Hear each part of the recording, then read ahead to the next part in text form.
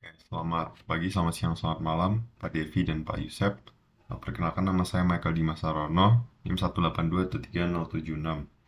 Pada kesempatan kali ini saya akan menjelaskan tugas UTS Sistem Multimedia saya yang dengan 3 soal berikut. Oke, jadi soal pertama adalah pencarian bitrate.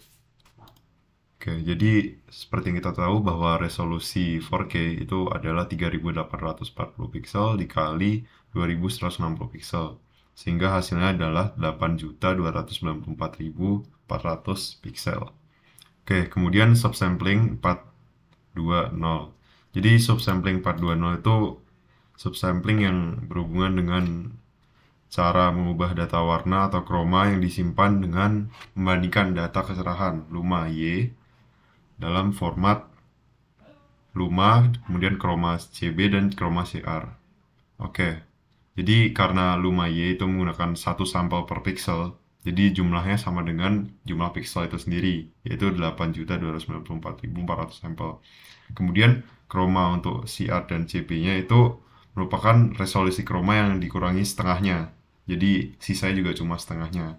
Jadi dari 8 juta dari resolusi 3840 dikali 2160, keduanya dibagi dua, yaitu menjadi 1920 dan juga 1080, sehingga hasil masing-masing untuk sampel chroma CR itu 2.073.600, dan juga untuk CB sama, yaitu 2.073.600, sehingga total keseluruhan sampel tiap frame adalah 12.441.600. Oke, kemudian masuk ke asumsi. Jadi saya menggunakan asumsi untuk mendapatkan bit depth, di mana 1 bit depth itu sama dengan 8 bit per sampel. Ada juga beberapa video yang support 10 bit per sampel, tapi karena mayoritas menggunakan 8 bit per sampel, saya menggunakan asumsi demikian. Maka jumlah bit per frame itu ada 12.441.600 dikali jumlah bit depth, yaitu 99.532.800 bit. Oke, kemudian kita disuruh mencari bitrate. Bitrate itu adalah bit per detik.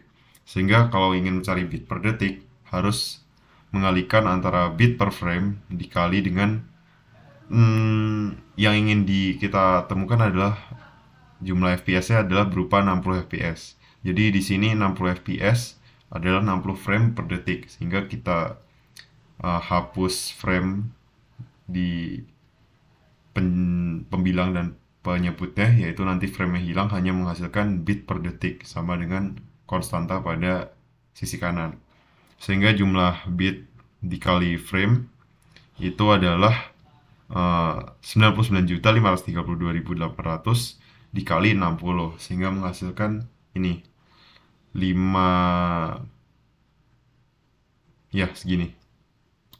Saya salah, harusnya 5.971.968.000 bit per detik, sehingga akhirnya didapat bitrate adalah sekitar 5,97 gigabit per second. Oke. Kemudian saya masuk ke soal nomor 2. Di sini adalah pembuatan Huffman coding. Oke, jadi nama saya Michael Dimas Sarono, sehingga nama yang saya tulis adalah Micha, kemudian ada strip STI, strip stay, strip ITB. Oke. Di sini soal nomor 1 dan nomor 3 adalah buatkan tabel frekuensi beserta tentukan kode biner Huffman untuk masing-masing karakter. Oke. Sebelumnya karakter dan frekuensi bisa dilihat. Ini adalah jumlah karakter dan jumlah frekuensinya. Oke, jadi M adalah 1, I ada 4, dan C ada 1, H ada 1, dan seterusnya. Kemudian di sini di nomor bagian 2 saya disuruh membuat Huffman tree-nya. Oke, bisa dilihat ini adalah Huffman tree yang saya buat.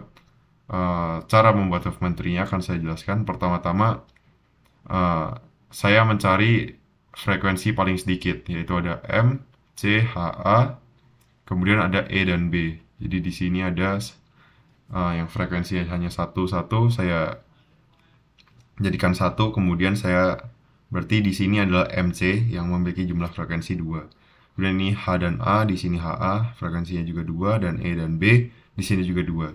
Kemudian saya dari yang paling kiri mencari yang paling sedikit lagi jumlah frekuensinya, yaitu S. Di sini S ada 2, kemudian di sini MC juga ada 2. Sehingga didapat di sini S, M, dan C berjumlah 4. Demikian pula dengan HA dan EB, saya jumlahkan hasilnya juga 4. Kemudian di sini ada frekuensi yang lebih banyak lagi, yaitu strip dan T. Di sini strip dan T adalah 3 dan 3, sehingga jumlahnya adalah 6 di sini. Oke, kemudian lanjut ke frekuensi setelahnya, yaitu I. Di sini 4, 4 dan 4, maka I, M, C, dan S di sini adalah 8.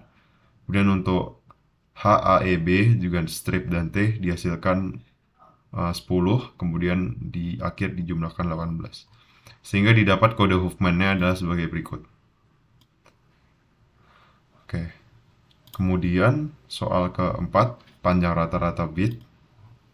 Oke, karena di sini jumlah bit untuk satu huruf dijumlahkan hingga bukan huruf tapi karakter dari sini, dari M hingga B dijumlahkan, kemudian dibagi jumlah karakternya, itu ada 10 karakter dengan jumlah kode Huffman-nya adalah 35, sehingga rata-rata adalah 3,5. Oke, kemudian panjang bit jika string asli terdiri dari 1000 karakter. Jadi ya, karena rata-rata adalah 3,5, maka panjang bit 1000 karakter adalah 3500 karakter. Oke, kemudian rasio kompresi. Di sini rasio kompresi, jika file tidak dikompresi, maka dia akan disimpan dengan jumlah bit, yaitu 8. Sedangkan rata-rata di sini adalah 3,5, sehingga rasio kompresinya adalah sekitar 43,8%. Oke. Kemudian ke soal nomor 7 itu jelaskan keuntungan dan keterbatasan Huffman coding. Jadi secara simpel keuntungannya itu kompresi datanya lossless dan sangat efisien. Kemudian algoritmanya sederhana karena ya mudah diimplementasikan juga. Kemudian kerugian. Nah, kerugian ini ada salah satu kerugiannya jika string yang digunakan itu pendek. Jadi ada overhead, yaitu penyimpanan tabel kode. Jadi ketika kita membuat kode Huffman, ada memori yang dipakai juga untuk menyimpan tabel kode, sehingga jika stringnya pendek tidak efektif untuk penyimpanannya, karena selain menyimpan kode Huffman untuk ini juga menyimpan tabel penyimpanannya. Lebih baik untuk mengkompresi string atau data yang panjang. Kemudian ya, tidak cocok untuk digunakan kompresi file-file multimedia yang membutuhkan kompresi lossy seperti JPEG dan juga MP3. Oke, untuk nomor 9 dan nomor 10 sudah saya jelaskan tadi di awal bagaimana cara mendekode. Ya, sebagai contoh huruf M adalah 0110, maka ketika dari pohon Huffman, maka 0, 1, 1, 0, maka 0 akan mendapatkan huruf M. Kemudian untuk untuk I, karakter I itu 00, di sini 0, kemudian 0 didapat karakter I. Oke, M, I, dan begitu pula seterusnya sampai kalimat terakhir, karakter terakhir. Oke, kemudian soal nomor 3. Jadi ini soal untuk melihat metode sampling, yaitu ada yang pertama mode A, itu ketika frekuensi samplingnya adalah 800 Hz. Kemudian untuk yang mode B adalah 1000 Hz. Jadi kita akan melihat apakah setiap nada di tangga nada C mayor ini terjadi aliasing di mode A dan mode B. Oke, jadi seperti yang kita tahu adalah jika aliasing itu terjadi apabila frekuensi samplingnya kurang dari 2 kali frekuensi sinyal. Jadi di sini frekuensi sinyalnya adalah tangga nada yang diberikan, kemudian frekuensi sampling itu ini, frekuensi sampling A yaitu 800 Hz, juga B 1000 Hz. Oke, jadi merupakan sesuai perhitungan frekuensi Nyquist, jadi Fs dibagi 2. Jadi harusnya 400 Hz. Jadi nada dengan frekuensi di atas 400 Hz akan mengalami aliasing. Jadi apabila ada tangga nada di sini yang di atas 400 Hz, maka harusnya terkena aliasing untuk mode sampling A. Karena ya dia 2 kali lebih besar daripada 800. Begitu pula dengan mode B, yaitu mode B 1000 Hz. Jadi kalau frekuensinya itu lebih dari 500 Hz, jadi bakalan terkena aliasing juga nih jika di atas 500. Oke, maka saya bikin tabelnya adalah seperti ini. Oke, jadi di mode A yang terkena aliasing adalah nada La, Si, dan Do, di mana frekuensinya lebih dari 400. Itu ada nada La 440 Hz, kemudian Si 493, kemudian Do aksen itu 523. Nah, di sini di mode B yang di atas 500 hanya Do aksen atau Do disebutnya beda oktav 1, naik 1 oktav. Jadi di atas 500 ya, maka terjadi aliasing. Oke, jadi jelaskan secara musikal apa yang terjadi saat aliasing. Oke, jadi di sini adalah demonstrasi ketika aliasing. Jadi seperti yang bisa dilihat, ini adalah frekuensi sinyal asli. Jadi yang berwarna biru adalah frekuensi sinyal asli, di mana sampelnya itu adalah 800 Hz. Namun karena terjadi aliasing, maka frekuensi sinyal yang direkonstruksi itu hanya berupa 360 Hz. Jadi di mana dapat 360 Hz itu didapat dari ini, frekuensi nada dikurangi frekuensi sampling, kemudian dimutlakan yaitu 360 Hz. Jadi di sini frekuensi aliasnya hanya 360 Hz, maka bisa dilihat tidak cocok ya, lebih kecil dibanding, lebih bergeser, intinya bergeser. Oke, apabila di sini ada, di sini bisa dilihat juga, ini adalah frekuensi sinyal aslinya. Kemudian sampling yang tidak memadai, ini contoh jika kita mengambil frekuensi samplingnya itu 2000 Hz atau 1000 Hz juga bisa. Jadi dia mengambil frekuensinya lebih tepat.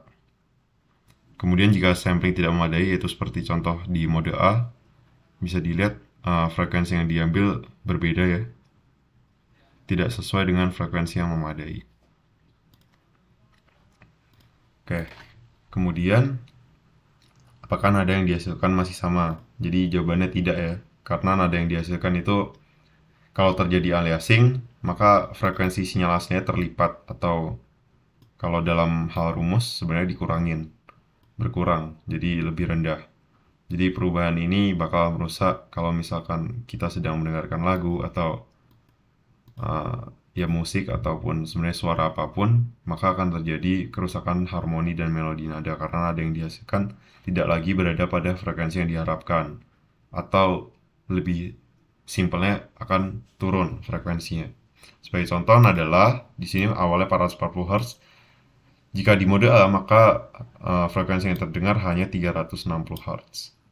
Oke, kemudian untuk pertanyaan B, apakah akibatnya untuk musisi dan pengguna? Ya, secara simpel bakalan ada ketidaksesuaian nada dan penurunan kualitas audio. Oke, sekian presentasi dari saya. Terima kasih.